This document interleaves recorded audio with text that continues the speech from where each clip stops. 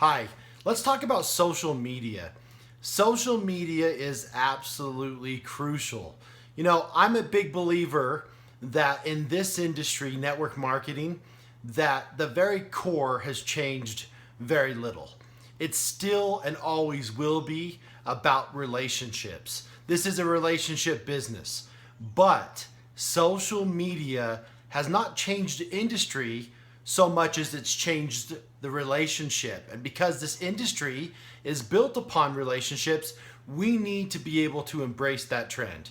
The way that we build and nurture and foster relationships is completely different than it was 10 years ago, infinitely and exponentially different than it was 20 years ago. When I first started with For Life back in 1999, almost all of the communication into industry was a three-way phone call, which only certain phones could do, and email, which was actually kind of new. To kind of give you an idea, everybody had an AOL account, American Online. The only type of internet was dial-up. And look how far we've come. Whether it's daisy chains, fax on demand, or today's social media, the key has always been being connected and how we communicate, how we take that relationship, how we progressively nurture it for this business. And social media is such an incredible development for our industry. Because if you look at it, I remember back in 1999 when I worked at the corporate office For Life, if one of our leaders was going to try to get in touch with one of their classmates that they graduated from, how difficult was that going to be, right? You better be at the 10-year reunion, the 20-year reunion, or you're going to miss that opportunity to connect. Now how easy is it? There's a Facebook group. Very likely you're connected in some way, shape, or form on social media with everybody that you graduated from. So I'm going to just talk about, I feel it's such a crucial aspect. I believe that there's two types of people in this industry. People that are embracing social media and people that are failing. I think that's how crucial it is. Now, you're never going to be able to take the relationship out of this industry, and we wouldn't want to. You're always going to want to continue to do things offline, but online is such an incredible key. It's an important tool to build your business. I'm going to try to give some tips that have worked for me that I think are crucial. Go live, first and foremost. Do you notice how every one of these platforms now has the ability to go live? Whether it's Facebook or Instagram or Periscope, which is Twitter's subsidiary, go live. Goes back to the relationship, right? We're connecting with people. No better way to connect with people than to be in a situation where they can see you. They can hear your tone, right? They know your passion. They know your emotion. So going live is such a great benefit. You can be face to face with somebody, whether you're doing it on FaceTime or whether you're going Facebook Live where they can see you and feel you. Go live as often as possible. I don't think that you can go live too much in this business. It's a great way. I'll use Facebook for an example. If you go live, do you know that it actually gives notifications to your contact list? So they're actually told, hey, so-and-so is going live. Check him out. How good is that? It's like Facebook is the broker for your network. They're telling people, hey, come hear what your friend has to say. So go live. Another aspect I think is really important. If maybe you're too apprehensive to go live, you feel like, well, I don't know if I know the business well enough, if I know the company well enough to go live. Well, then record a video. Okay? It's better to go live, but if not, if you're going to do good, better, and best, well, if best is going live, it's still better to record a video and post a video. Okay? Another thing, make sure that your marketing efforts have some sort of pizzazz, something that's going to capture their attention. I read a study one time that even with people we're connected with, people that we're engaged with on social media, you have about 2 to 3 seconds to capture their attention. So use those 2 to 3 seconds wisely. You want them to slow their scroll. If they're going to slow their scroll, do something that's going to grab their attention. Another thing I think is really important in this day and age with social media is tap into the influencer market. You know, with ProTF, when it first came out, that's one of the first things I tried to do. Is I went and I said, you know what? Athletes, fitness models, people that are kind of fitfluential, you know, talk to them and tap into those influencers. Because I talked with some athletes. I talked with a professional athlete who's caught touchdowns from Peyton Manning and Tom Brady. But I went to him and I said, hey, maybe you could give this product a shout out.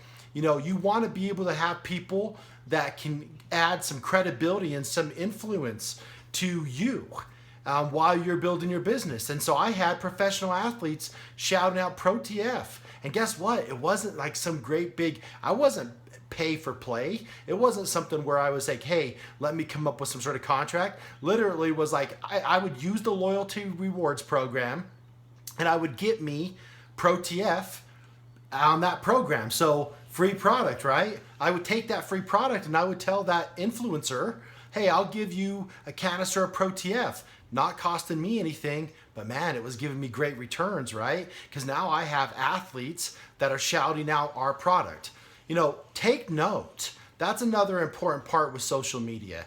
If you share something and it engages people and you see some return and some reply, you've got people liking and commenting and sharing, take note. I try to do that. I try to document what works and what doesn't work so I can make sure that if it works, I'm going to keep doing it, right? If it doesn't work, I'm going to go back to the drawing board and change it up. Another important thing I think when it comes to social media is you have to do it consistent and you have to create curiosity.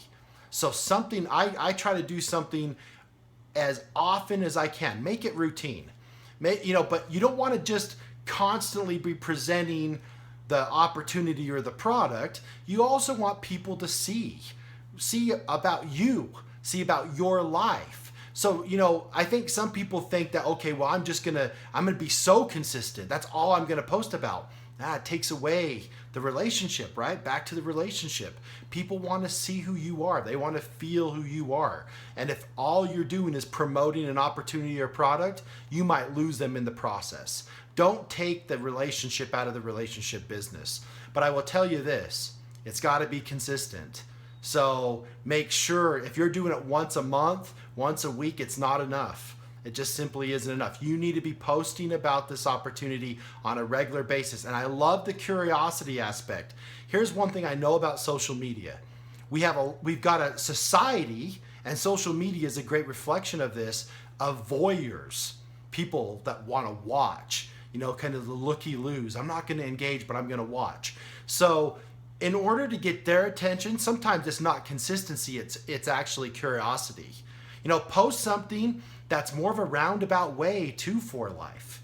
Get them asking the questions. But I'll tell you something I think is key.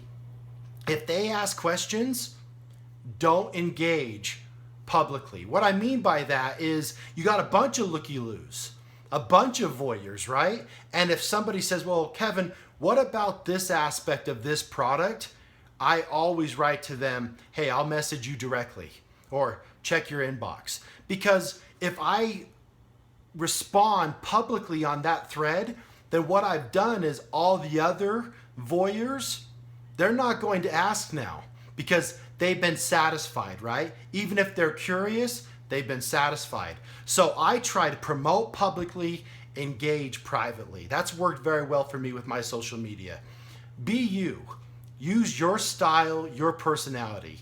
Original content is going to be king, but if you're sharing something from the company, share it with your style, your personality, your hashtags. Make sure that you're putting your signature on it because we know that nobody buys the product or joins a company without first buying you, right? It's your personality, it's your signature, it's your approach that's going to be the very first thing.